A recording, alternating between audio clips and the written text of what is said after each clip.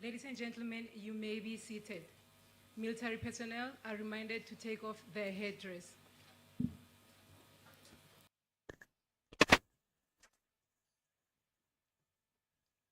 Abasirikari 14 ba SANDF igisirikare cya Afrika y'Epfo baguye ku rugamba muri Republika ya Demokarasi ya Kongo, urugamba rwo guhangana na M23.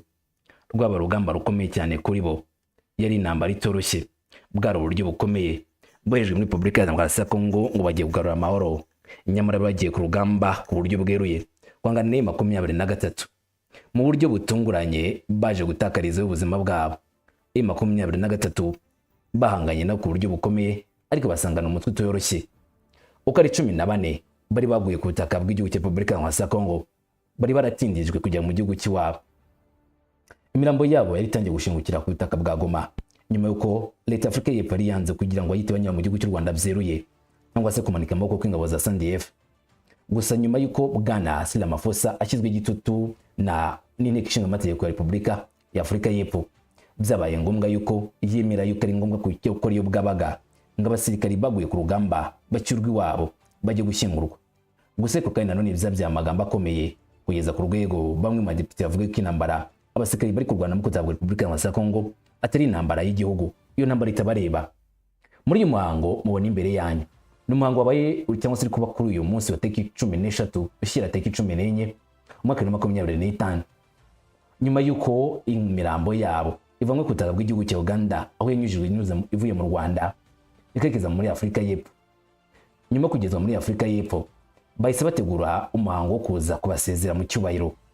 Nyamara Cyril Ramaphosa umwanya agombaga kutanga cyangwa se umwanya agombaga kuba ariho kugira ngo abashe guhereza bazi kwereka imiryango y'ababuza babo bapfuye ku butaka bwa Kongo, ntabwo yisa ubona ku kanya ko yabanje yagiye kwitabira inteko nanone ngasobanurira nanone ku bindi abazwa birimo izindi ngabo zije gutaka muri Republika ya Demokarasi ya Kongo ngo mwibanga.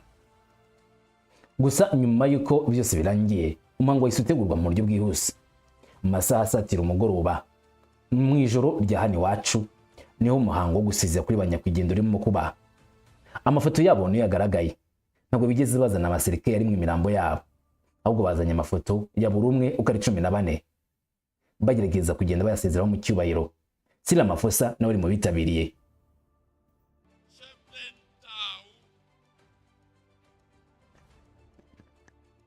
Going to offer our opening prayer. Come, let us pray. The God of peace, the God of our nation, the God of Africa, we come before your throne.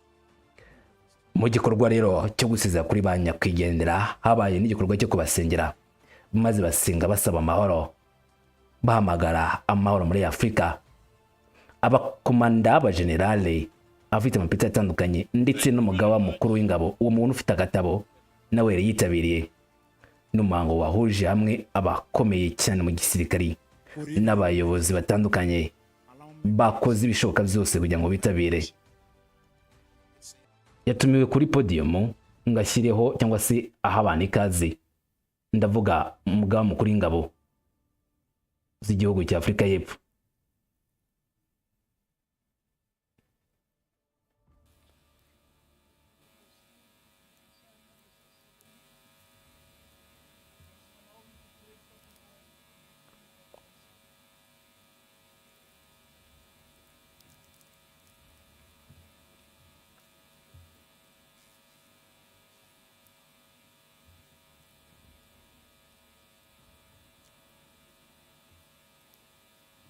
Taking from the queue of the MC, acknowledging the presence of the Commander-in-Chief, His Excellency, and all the dignitaries present. Nk'uko mbisabwe na MC ngo nakire abayobozi abakomanda batandukanye, harimo n'umuyobozi w'igisirikari ndetse na perezida n'imiryango itandukanye. Kandi nanone munyemerere mbabwire ko turi kumwe na komanda mukuru w'igisirikare cyacu n'abandi basirikare bose bambaye uniforme, abashyitsi namwe mwese batandukanye muri aha ngaha. mwese dukomeje kwihangana, mureke twese twihangane. Why are we here? Dutekereze ni kubera iki turahangaha. It is to celebrate Ni ukuserebura cyangwa se kwishimira, the personifying heroic image, kwishimira ubuzima bw'intwari zacu, members of the pride, bamwe mu banyamuryango b'igisirikare cyubashywe, made us proud. abatuteye natwe kuba twishimye uko tumeze cyangwa se kuba twishimiye ubuzima bwabo, bari bamwe mu basirikari bacu. Lest we forget Mureke twibagirwe the founding fathers of our democracy, mureke twibagirwa abashinze and laid a iki firm gihugu cyacu, foundation ahubwo twibuke impamvu bashinze kino gihugu, as visionaries of their time, ku buryo rwose ari icyerekezo cy'igihe cyabo, saying, nk'uko babivuze, for South Africans to enjoy kugira ngo Afurika y'Epfo yishimire demokarasi, their economic growth and yishimire ubukungu security, bujya mbere n'umutekano. it is important that we understand Ni iby'agaciro ko twaba tubyumva, the tukumva akamaro k'amahoro ndetse no kugira ituza mu karere kacu ndetse no mu gihugu cyacu. I believe it will clear Ndizera ko bisobanutse our presence in all these operations. kuba turi ahangaha muri iyo operation. The greatest glory Icyubahiro in gikomeye living lies not in never falling mu kubaho reka kiye gutakara, and rising every time we fall. aho mureke nuko n'ubundi bisanzwe biriho Those who have igihe made kinini the abantu bariho ultimate baranagwa, sacrifice, ariko abo ngabo batanga igitambo cyabo gikomeye honor their memory turabubaha, by continuing tukabubika to strive kandi tukibuka ubuzima bwabo kubw'ibyiza bakoze. Yahise amagarirwa kujya gucana urumuri rw'icyizere cyangwa se urumuri rw'urwibutso kuri abo ngabo batambutse baguye gutabwa Repubulika ya Kongo mu gikorwa cy'ubutwari. Sila Mafosa nawe yahise agoboka ngo ajye gucana urumuri rw'icyizere, urumuri rw'urwibutso kuri ba nyakwigendera.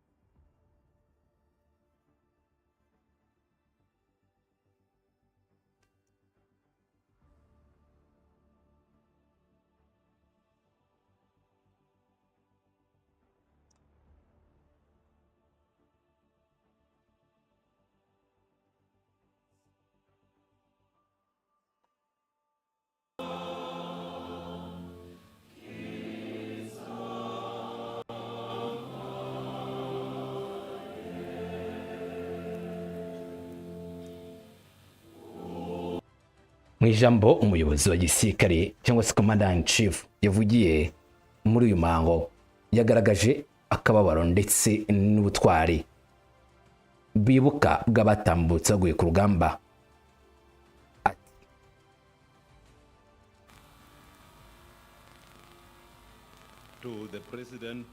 Kuri perezida wa Repubulika ya Afurika y'Epfo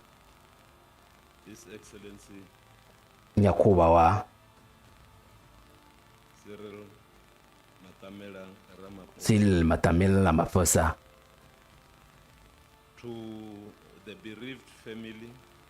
aba mu miryango y'abapfuye mu basirikari bacu, mureke kandi nanone mvuge kuri abo bose, aba bayobozi bo muri komite ya gisirikare. Mureke kandi mvuge kuba hariho Zilembeki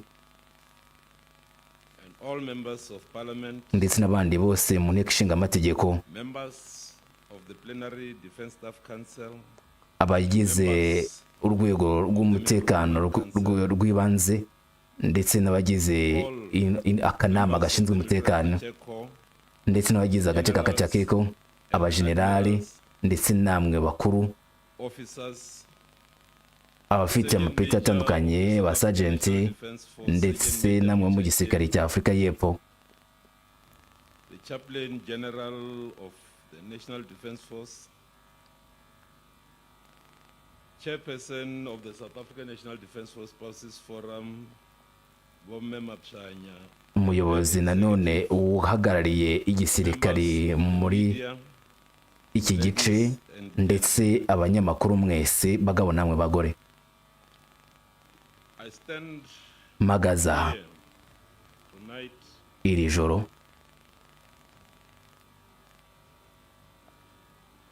filled with profound gratitude and deep sorrow. kuzuwe n'akababaro gakomeye In this world often made muri iyi si yuzuye amakimbirane n'amakuba, our soldiers abasirikari bacu went into the heart of darkness. bagiye mu gice cy'umwijima, They were tasked with a mission bari mu kazi ko kuzana amahoro and restore hope no kugarura icyizere ku butaka that has witnessed too much. bumaze igihe kinini bubona umubabaro mu myaka irenga 30.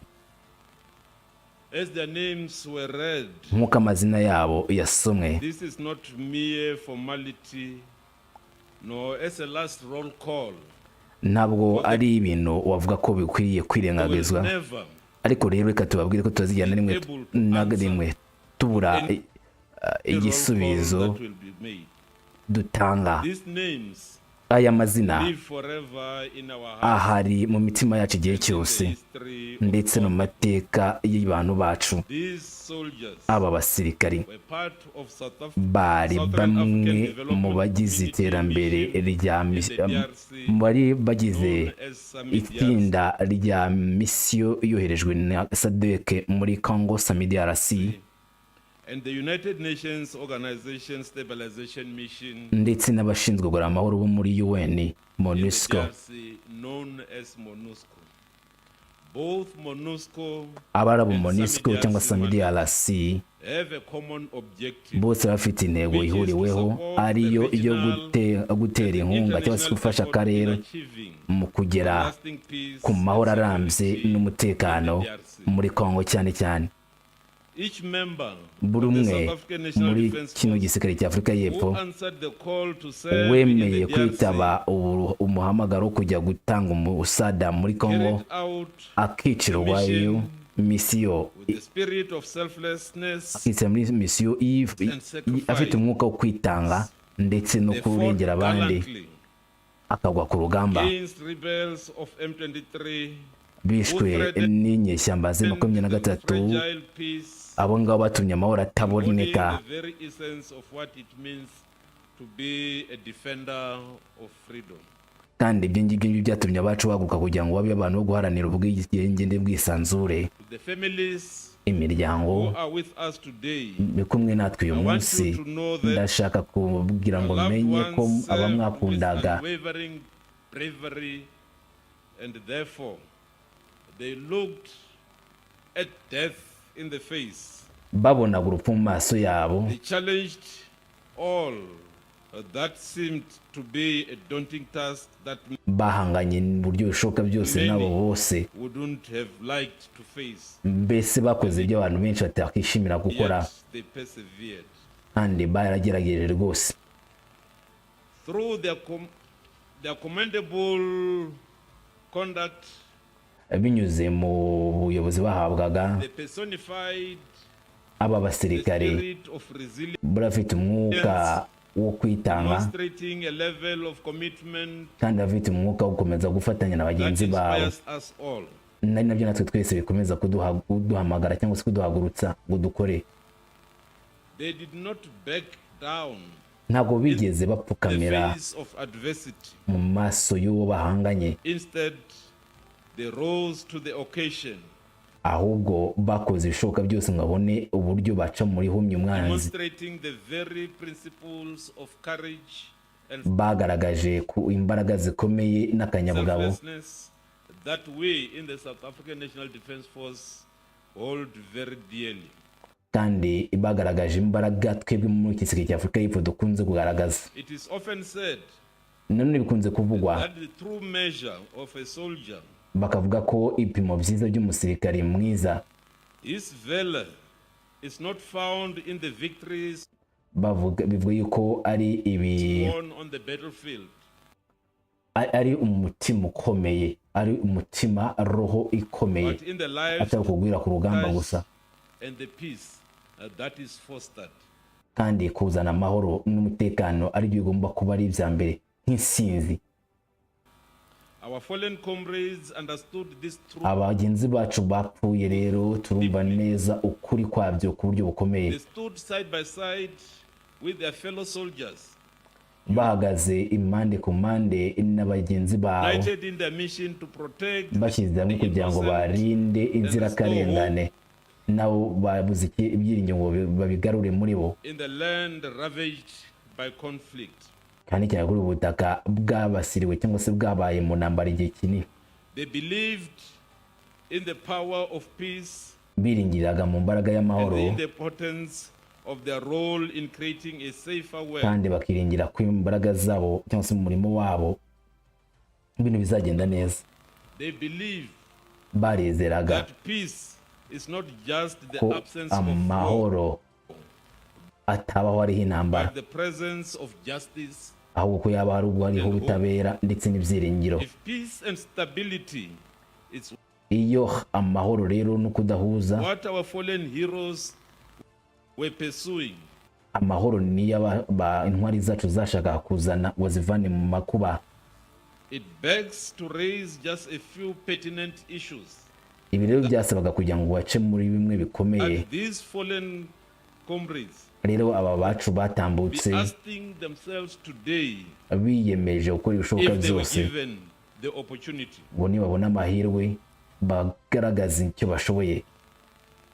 Are we collectively as South Africans united and Mbese twebwe nk'abanyafurika y'Epfo twadushyize rallying hamwe around the common goal in supporting hashingiwe ku ntego rusange yo gufasha families imiryango and the remaining comrades ndetse n'abandi basigaye in remembrance of our fallen heroes? mu gihe twaba turi kwibuka abacu baguye?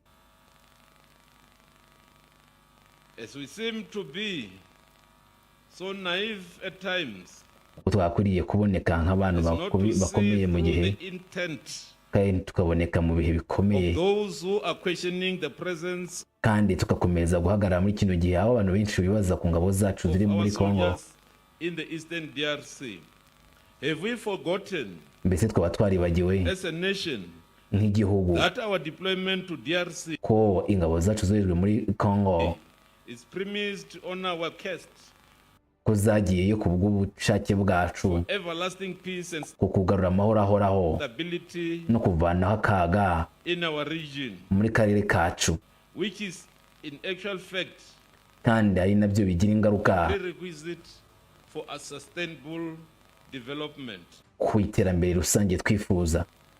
When reflecting on all these questions Ibyo byose dukomeza kubitekerezaho rero, that our heroes turatekereza ko intwari zacu would have liked to ask us as a nation, ko zatubaza nk'igihugu cyose I stood and then I reflected, njye ndahagaze kandi chest high, nemeye kugaragaza neza faced some of difficult realities. bimwe mu bikomeye cyane bahuye nabyo ko abanyafurika y'Epfo rimwe na rimwe twitwara ni nk'aho twishimiye cyane ububabare ngo kubugera kuri twebwe. Rero igihugu kiri muri bino bihe twabuza abantu, ntabwo dukwiriye gukomeza kuzana ibibazo byo guterana amagambo, ejo guterana amagambo ngo bigende biba bisimburana, ngo twibaza cyane ku ngabo zacu zoherejwe, ahubwo aho kugira ngo hibazwe impamvu y'ibyo ngibyo hagombe kwibazwa ku nyungu. Mbese ibyo byo twagombye kuba dushyizeho umutima cyane cyane muri kino gihe gikomeye cyane cy'intambara. Nanone abacu batambutse b'intwari bakatubajije bati, mbese iki nicyo gihe cyiza cyo gufungura za deba cyangwa se ibiganiro mpaka ku bijyanye n'ubushobozi buboneka bwo kurinda umutekano? twebwe the National Defense Force nk'igisirikare cy'igihugu have on several occasions acknowledged mu buryo bugiye the butandukanye challenges of buzwi insufficient iyo funding. habuze ubushobozi We are continuously telling tugakomeza tukavuga all South Africans twebwe abanyafurika that bose there is a need to revise tukavuga ngo hari igikenewe cyane our current budget kugira allocation ngo dukomeze gufasha bije yacu itameze in neza, favor of building our capacity kugira ngo dukomeze kubaka ubushobozi for defense. ku gisirikare cyacu. We have stated this Ibi twabivuzeho without any shame. rwose nta soni tubifitiye, That a drastic injection is bavuga yuko gikomeye cyane required to build capacity kugira ngo twubake igisirikare gikomeye. in the National Defense Force. But these are interactions that we make with those Ariko ibi ngibi ni ibyo twakoze turi kumwe who are n'abo supposed to be ngabo listening to. bakomeje kwizerwa ko bagomba And ko indeed, twumva. Noneho We have stated that twanavuze ibyo this drastic injection, kavuga yuko ibi ngibi byo rwose ari ibintu bikenewe cyane. None it is nothing new nta kintu gishya kirimo that we should at this moment ko twakongera muri kino gihe move around, try ngo turenge ibi ngibi, ngo tugerageze, politicize ngo this tuhangane, twibaze kuri gahunda matter, zafashwe za saying politiki, that tuvuga the ngo defense force could have igisirikare done cya leta kuba cyarakoze have byiza done byinshi cyane kurusha ibi. Yego twarakoze, much as we could twakoze ibyo dushoboye gukora in the circumstances that we found mu out. bibazo bitandukanye twagiye duhura So nabyo. our people Abantu bacu were armed, resourced, bahawe ibikoresho, and capable bahawe n'intwaro zishoboka of meeting the challenge kugira ngo bahangane n'ibibazo bari bafite. that they faced. The outcome of our engagement Rero ingaruka zavuye muri ibyo bikorwa twakoze an assurance zabonetse ko as pronounced by the commander-in-chief, the nk'uko byavuzwe na komanda umuyobozi w'ingabo president of this country, ariwe perezida w'iki gihugu, that the budget of ko defense bije y'igisirikare will be increased to izongerwa 1.5% kugeza kuri 1.5% of the GDP. bya GDP cyangwa se byinjira. Maybe Rero it's nanone important for me to ni state iby'ingenzi cyane that defense ko mbabwira ko funding igisirikare inkunga kibona primarily future orientated. ko mu gihe And kizaza what we are fighting for is for us kiyongera, to establish kandi n'iki turwanira nuko twebwe a defense force twakomeza kugira of the igisirikare future. mu gihe kizaza And that is gikomeye. how the Kandi ubu niko commander-in-chief understood umugaba mukuru w'ikirenga what we needed. nawe yavuze ko aribyo dukeneye. For today, Rero mu by'ukuri uyu we munsi do have capabilities dufite ubushobozi that are equal to the task, bungana n'inshingano dufite, capabilities that are ready to defend and ubushobozi bwiteguye kurinda ndetse no gufasha igihugu cyacu its people. ndetse n'abantu bacyo. Maybe Nanone again, kandi I must start by indicating that none nakongera nkavuga ko buying weapon systems is not bijyanye like na gahunda no kugura intwaro buying a z'intambara loaf of bread. bitangana no kugura ibyo kugura nk'umukati. Weapon systems, the turnaround time, Intwaro rero za gisirikari zigura ibikoresho byinshi, it's long. zigura amafaranga menshi. And therefore, Rero what we are asking icyo turimo is gusaba for us to be able ni uko twebwe tuba move into twiteguye the future gukomeza kugera ejo and not hazaza. to try and answer Ntabwo ari ukugerageza no gusubiza the now problem. ibyo bibazo by'aka kanya gusa. As a commander of the National Defense Force, Rero nka komanda w'igisirikare cya Afurika I y'Epfo, urge that we both njye ndibaza ko twese twagombye and gukora retired generals ngo dukore ari twebwe turi mu kazi n'abavuye mu n'abagizwe mu kiruhuko cy'izabukuru, including our media, harimo n'itangazamakuru. should not be playing a blame game Ntabwo mwakabwiye gukina umukino w'intekerezo at this moment. muri If kino gihe, indeed we are concerned about our challenges mu gihe duhura n'ibibazo bikomeye cyane, and supporting our soldiers ahubwo mureke dutere akanyabugabo abasirikari bacu and the bereaved families. ndetse n'imiryango igira icyizere. Namwe mu magambo yatangajwe na komanda wa SNDF avuga neza yuko ibyo bari guhura nabyo bitakwiriye gutuma habaho ibiganiro byo kubakritika cyangwa se kubibazaho cyane, ngo ahubwo bagira imbaraga abaturage batera ingabo mu bitugu igisirikare cyabo.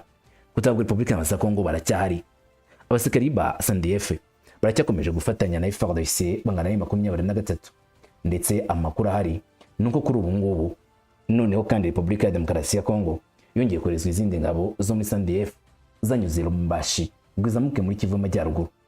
nibyongeye kandi nanone gutuma inteko ishinga amategeko ya Afurika y'Epfo yamagara Perezida Cyril Ramaphosa ngaze nabyo bitangeho mucyo bitewe nuko batangiye kubona ingabo zabo iyo zigiye kutagabwa Repubulika ya Demokarasi ya Kongo zihasiga ubuzima.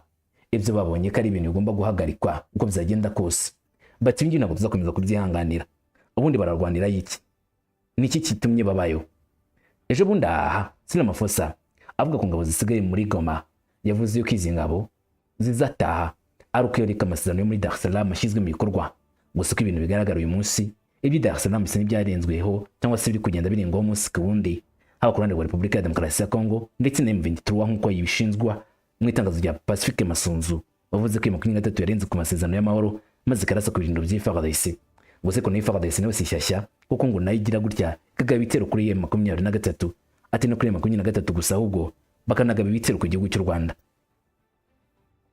Nk'ubejo bundi aha rwa Chris umwe mu baturage bo muri Rusizi yishwe n'isasu itutse muri Repubulika ya Demokarasi ya Kongo. Bivuze yuko ikibazo kigihari cy'umutekano muke kandi kitahise gikemuka nonaha. Abenshi bakurikirana ibira mu Burasirazuba bwa Repubulika ya Demokarasi ya Kongo ntibatinya kuvuga yuko igihugu cya Repubulika ya Kongo ndetse n'igihugu cya Afurika y'Epfo ngo bafitanye gahunda ikomeye cyane gukomeza gukora iyi ntambara. N'abagira gutya bagashinjira Bwana Cyril Ramaphosa ko ingabo za Afurika y'Epfo zo muri Kongo zagiye kurinda ibirombe bye. Gusa ariko kuri we ntabwo ariko abyizera ndetse yewe Repubulika ya Kongo ntabwo ariko babyizera bo guhanganye n'umwanzi wabateye. Ngo bateye ubudahangarwa bwa Repubulika ya Demokarasi ya Kongo kuko nibwo bari kurwanira. Uyu munsi intambara y'umukiye muri Kivu Amajyepfo ikorera muri Kivu Amajyepfo M23 iri guhangana na FARDC, Abarundi, Wazalendo, FDLR ndetse n'abo muri SADC bazamutse gutanga umusada. Gusa ariko nanone bigaragaza neza ko M23 iri kugenda barusha imbaraga, iri kugenda yigarura ibice bitandukanye. Nk'ubu tuvugana agace ka Katana, Nyabibwe, Ihusi, Kalehe Centre ari uduce twigaruriwe na M23.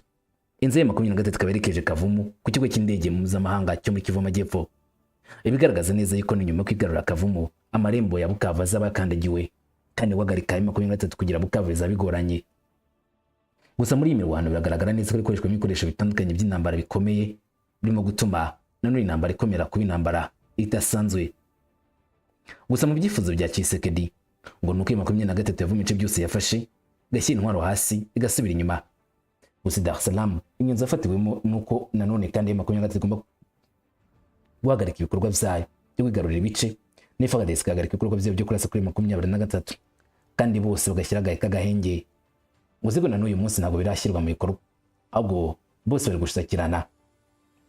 Hemejwe ko hazaba inama ihuza abagaba bakuru b'ingabo zo muri SADC na EAC ngo barebe uburyo bashyiraho urwego rukurikirana ibarizwa ry'amasezerano y'amahoro.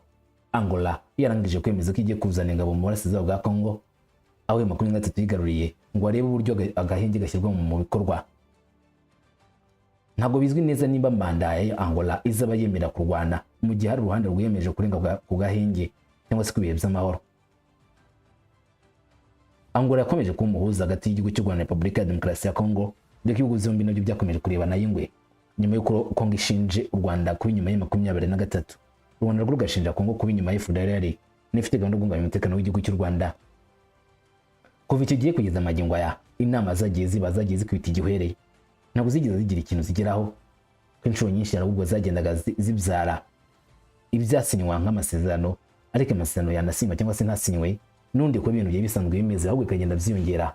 M23 igakomeza ibikorwa byayo ari urwango rwa Kongo ku Rwanda rugakomeza, n'u Rwanda ibyo rushinja FARDC bigakomeza gukorana na FDLR kugeza u Rwanda ruvuze yuko rwabonye n'ibimenyetso bigaragaza ko FDLR ndetse n'abazalendo n'abasandef CMDRC ndetse n'abasirikare b'Abarundi bafite umugambi wo kurasa ku gihugu cy'u Rwanda byabonetse nyuma ko bimaze gufatwa na M23.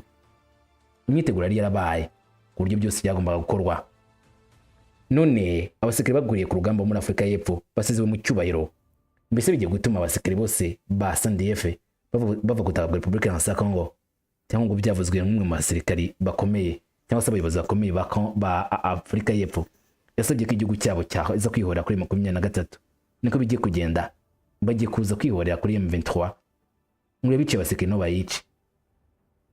Niki Bwana Cyril Ramaphosa barashyiraho itegeko rya nyuma ryo gukora abasirikare bari ku rugamba kumanika amaboko bagataha, ibikoresho bafite bakabishyikiriza M23 bakanyura inzira iboroheye maze ugasubira iwabo. kubyemeza byagorana ariko iminsi izabitubwira. Ndagushimiye wakoze. Shalom shalom.